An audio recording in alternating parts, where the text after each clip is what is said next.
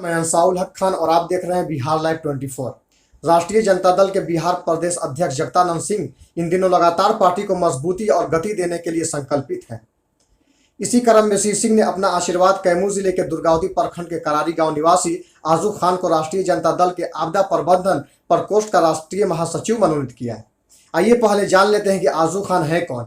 कैमूर जिले का यह नौजवान जो आजकल चर्चा में बना हुआ है, इस पर चिंतन करना इसलिए आवश्यक है कि आजू खान ने अपनी पहचान राजनीति से लेकर समाज के हर तबके के बीच अपने से बनाई है।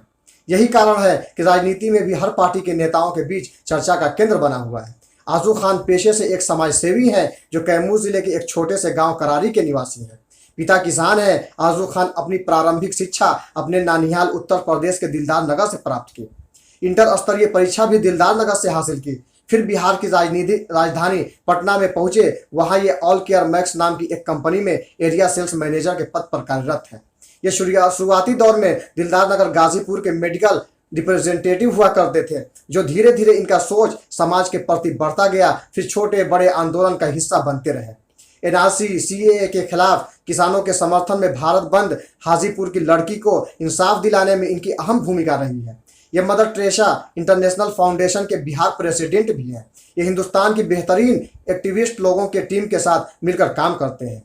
देखिए बिहार लाइव 24 पर आजू खान से खास बातचीत। जी, बिहार लाइव में आपका स्वागत है। बहुत बहुत शुक्रिया आपका अंसारुल साहब।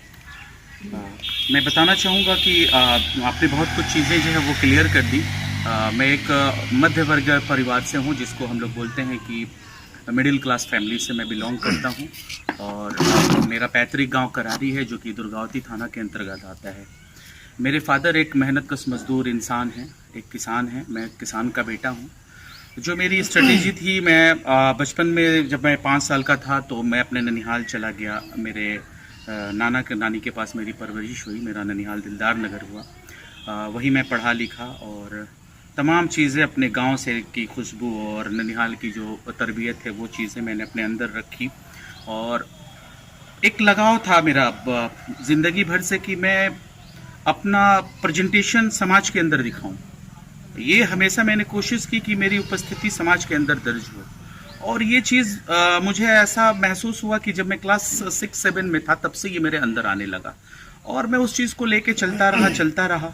और बीते पिछले 10 सालों से ऐसा हुआ कि मैं सोशली बहुत एक्टिव हो गया। और एक्टिव हुआ तो जो तमाम तरह के आंदोलन हैं, छोटे बड़े, मैं उसका हिस्सा बना। मैंने जो आम इंसान की ज़रूरियात की चीज़ें हैं, जिनके साथ गलत चीज़ें होती हैं, मैंने उनके लिए आवाज़ उठाई। जो उनके साथ परेशानी थी, उसके खिलाफ मैंने आवाज़ उठाई।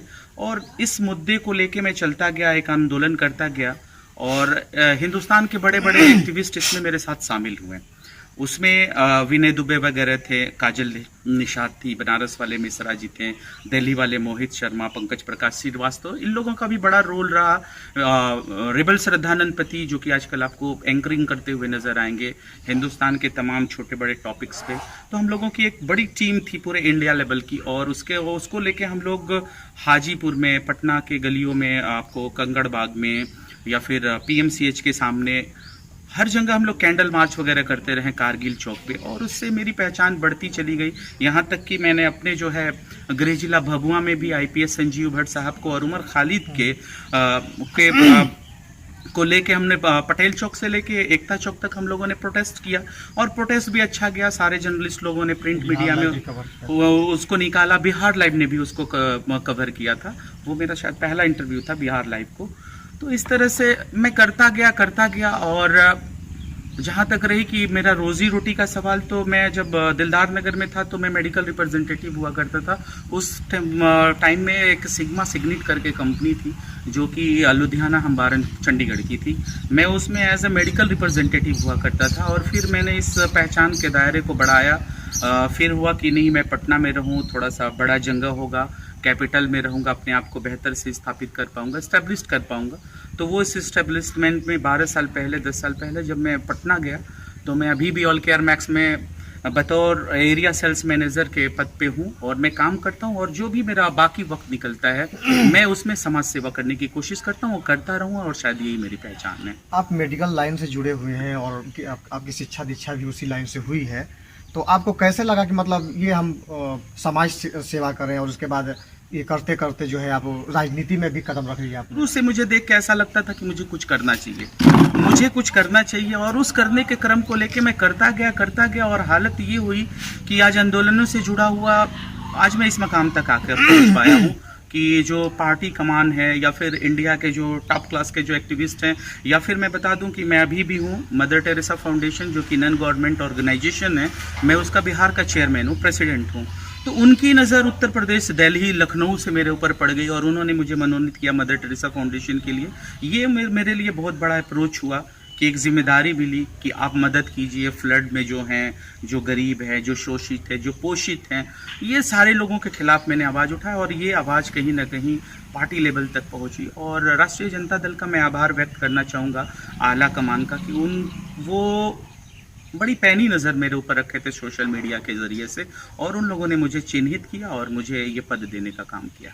आपको कई बार सोशल मीडिया पे जो है कन्हैया कुमार के साथ भी देखा गया था। कन्हैया कुमार मेरे दोस्त में से हुआ करते हैं, मैं उनके गांव निकट भी गया हूं, मैं उनके घर पे 4 दिन रुका हूं। उनके घर के बगल में हम लोगों को एक रूम मुहैया हुई थी, लेकिन उनके घर पे खाना होता था, उनके रसोइया में हम लोग खाना खाते थे जो कि उनकी माँ और उनके घरेलू लोग बनाते थे। तो मेरा जो है ना उनसे एक जज्बाती रिश्ता रहा है, जज्बात के साथ साथ एक एहसासात वाला रिश्ता रहा है, और मैंने हमेशा बेहतर समझा कि Kanhaiya Kumar is a new generation young leader बहुत अच्छा है, और उसके मैं बातों से बड़ा इम्प्रेस होता था। आप मदर टेरेसा फाउंडेशन के बिहार के चेयर प्रेसिडेंट हैं, आपका ये फाउंडेशन किस तरह से काम कर रहा है बिहार में? बिहार में क्या, मैं पूरे वर्ल्ड वाइड में बता सकता हूँ। गूगल पे आप कोई भी आम इंसान जिसके हाथ में मल्टीमीडिया मोबाइल है, स्मार्टफोन है, वो गूगल पे डायल कर सकता है मदर टेरेसा फाउंडेशन का नाम। ये पूरे इंडिया में काम करती है, ये स्पोर्ट्स विंग में भी काम करती है, ये वुमेन्स विंग में भी काम करती है, ये नए लड़कों के एजुकेशन विंग्स में भी काम करती है।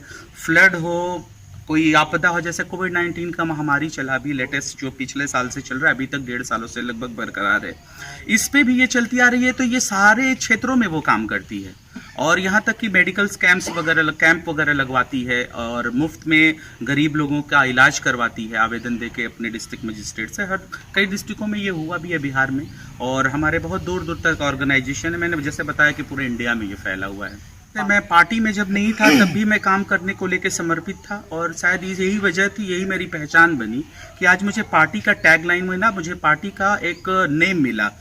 तो देखिए, बहुत सारे लोकल मुद्दे हैं, लोकल क्या, ये नेशनल लेवल पे इश्यूज हैं। जैसे मैं बता दूं, अभी भी कोविड-19 का महामारी अभी पूरी तरह ख़त्म नहीं हुआ है, लेकिन हमने बिहार में देखा कि जो नॉर्मल जो 12-14 जो दवाएं थी, जो मेडिसिन थी, जिसमें एजिथ्रोमाइसिन था, आपको ओफ्लोक्सोसिलिन था, आपको सिफिक्जिम था, या फिर विटामिन सी था, आइवरमेक्टिन टैबलेट था, जिंक टैबलेट था, मास्क था, सैनिटाइजर था, ये तक नॉर्मल चीज़ मार्केट से लुप्त हो गई थी। आदमी, गवर्नमेंट जो है किसी के पास मुहैया नहीं करवा पा रही थी। यहाँ तक ये हुआ कि बड़े बड़े मंडियों में भी ये सारा जो मोलिकुल्स है, जितना का मैंने नाम बताया, ये सारे गायब हो चुके थे। उसमें रेमडेसिविर इंजेक्शन तो आपने बहुत सुना, लेकिन वो रेमडेसिविर तो थोड़ा ज़्यादा हो जाता है। ये विटामिन सी 2 रुपये, 1.5 रुपये की गोली, जिंक 50 पैसे, 1 रुपये की गोली, अगर ये बिहार के मार्केट से गायब होता है तो कहीं ना कहीं इसमें कालाबाजारी होती है। और मैं पूरी जिम्मेदारी से कह सकता हूं कि इसके पीछे बहुत बड़ा रोल था राजनेताओं का, बहुत बड़ा रोल था। इसके ऊपर जो मौजूदा सरकार है उसने एक्शन क्यों नहीं लिया? आप 4 लाख की बात करते थे कि हम जो भी कोविड-19 से मरे हैं, सेंट्रल गवर्नमेंट कहती थी कि हम उसको 4 लाख मुहैया करवाएंगे। आज जाके हाई कोर्ट में हलफनामा दे देती है कि हम 4 लाख रुपए नहीं दे सकते हैं। तो मैं इस सरकार से, सेंट्रल गवर्नमेंट से बैठी हुई जो बिहार की सरकार है, मैं ये कहना चाहूँगा कि आप बड़े बड़े कारोबारियों के, उद्योगपतियों के, व्यापारियों के आप लोन माफ़ कर देते हैं करोड़ों में। ये एक आम इंसान को 4 लाख क्यों नहीं मिलेंगे? मिलने चाहिए, उसका हक है। और ये जो छोटे छोटे मुद्दे हैं, ये लोकल मुद्दे, जो एजिथ्रोमाइसिन, सिफिक्सिन का मैंने बताया, विटामिन सी का, ये तो आना ही नहीं चाहा था। ये पूरी तरह से सरकार का फेल्यूर है, ये नहीं होना चाहिए था। तो मुझे इस पे काम करना है। इसके साथ साथ आजकल जो बरसात का मौसम है, फ्लड है, बहुत जगह बिहार में ऐसा है कि पता चला है कि पिछले साल जो है इनॉग्रेशन हुआ है, उद्घाटन हुआ है किसी पुल का, और इस साल वो ध्वस्त हो गई है। तो ये सब किताबों में कहना कि बहुत बड़े विकास पुरुष हैं, बहुत अच्छा काम करते हैं, ऐसा कहीं नहीं है। बिहार अभी भी बहुत पिछड़े जगह पे है, और पिछड़ा है इसमें यंग जनरेशन्स को सामने आना चाहिए। सरकार की नीतियों पे आवाज़ उठाते रहे हैं आपके जितने भी साथी हैं, चाहे मिश्रा जी हों, चाहे विनय दुबे हो, और ये सरकार की टारगेट पे ही भी ये लोग रहते हैं, कई बार जेल भी गए। जी जी, देखिए डर लगता भी है, और कहूँ तो दूसरे का अगर मैं दर्द देखता हूँ तो शायद मेरा डर खत्म भी हो जाता है। मैं बाहर निकलता हूँ, लोग मुझसे मिलते हैं तो पता चलता है कि हमसे ज़्यादा लोग परेशान हैं, तो वहाँ मुझे ऐसा लगता है कि वो जो मेरा डर है वो ख़त्म हो जाता है। मुझे ऐसा लगता है कि समाज में आदमी को आगे आना चाहिए। बहुत सारी तकलीफ़ात हैं, बहुत सारी परेशानियां हैं जो कि मुझसे कम है, इसलिए मैं उनको डिफेंड करता हूं, मैं उनके साथ रहता हूं। सुनने में आ रहा है राजनीति में कि आप लोग सरकार बनाने वाले हैं। देखिए, सरकार तो सबको मालूम है कि जब ये सरकार का गठन हुआ और जब मंत्रिमंडल का विस्तार हुआ तो बहुत लेट हुआ।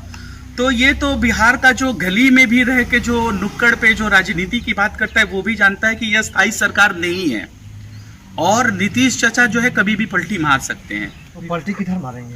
अब ये तो नीतीश कुमार जी बहुत बेहतर तरीके से जानते हैं, हमारे माननीय जो है मुख्यमंत्री जी। अगर आरजेडी से वो हाथ मिलाने के लिए तैयार हो तो आरजेडी क्या करेगा? देखिए, हम लोग बोले कि आपसे मैं पहले ही बताया कि राजनीति में हर तरह की विकल्प खुले रहते हैं। अब ये आला कमान बताएगा कि आरजेडी क्या करेगी। आपदा प्रकोष्ठ के प्रदेश महासचिव बनाए गए हैं, अपने जिले वासियों को, बिहार वासियों को क्या संदेश देना चाहते हैं? मेरा संदेश ये है कि हम लोग बहुत ही मेहनतकश मजदूर इंसान हैं। हमारी रोजी रोटी के लिए बहुत दूर तक हम लोग जाते हैं, पलायन करते हैं पूरे बिहार से, हमारे भी क्षेत्र से लोग जाते हैं। ये अगर डेवलपमेंट हमारे वो करमनासा एनएच के पास अगर हो जाए, जैसे कि बिहार बीआईडीसी बना हुआ है, बिहार इंडस्ट्रियल का पूरा एक लंबा खेप बना हुआ है, और अब तो देखा जाता है कि सरकार में शहनवाज हुसैन सर जो है वो उसके मंत्री भी बन चुके हैं। तो अगर एम्प्लॉयमेंट पे अगर वाकई में अगर कुछ करना चाहते हैं नीतीश कुमार, तो यहाँ भी 4, 6 या 10 जो भी कंपनियां हैं, अगर इसको बढ़ाया जाए तो ये जो कन्वर्जन है, जो बाहर में लोग जाते हैं कमाने के लिए, ये सब रुक जाता है। और उसके अलावा यहाँ की जनता बहुत जागरूक है, और हर मुद्दे पे हमारी जनता जो है आवाज़ उठाती है, और ये भी बहुत अच्छा चीज़ है कि आवाज़ उठाती है तो जो भी जनप्रतिनिधि हैं उनके भी कान तक ये बातें जाती हैं। उनको भी बहुत कुछ करना है, चाहे वो मेरे पार्टी के हों, चाहे वो किसी अपोजिशन पार्टी के हों। सबसे पहले तो उनका दायित्व बनता है कि वो अपने क्षेत्र में बेहतर काम करें, लेकिन सबसे पहले मैं बताऊंगा कि इंफ्रास्ट्रक्चर जो है हमारे करमनासा वाले एनएच वाले पे जो रोड पे है वो बहुत बेहतर तरीके से होना चाहिए। तमाम तरह की कंपनियां आनी चाहिए, ऐसा ना हो कि जैसे किंगफिशर वगैरह आई थी नौबतपुर में, पटना साइड में, फिर वो किंगफिशर चली गई। तो इस तरह का नहीं होना चाहिए। कारोबारियों में एक विश्वास जगाना चाहिए कि नहीं, अगर वाकई में बिहार बेहतर है तो आप आइए, लेकिन ऐसा होता नहीं दिखता है। बिहार लाइव पे बात करने के लिए आपको बहुत बहुत शुक्रिया आपका। आपने अभी तक हमारा चैनल सब्सक्राइब नहीं किया तो अभी सब्सक्राइब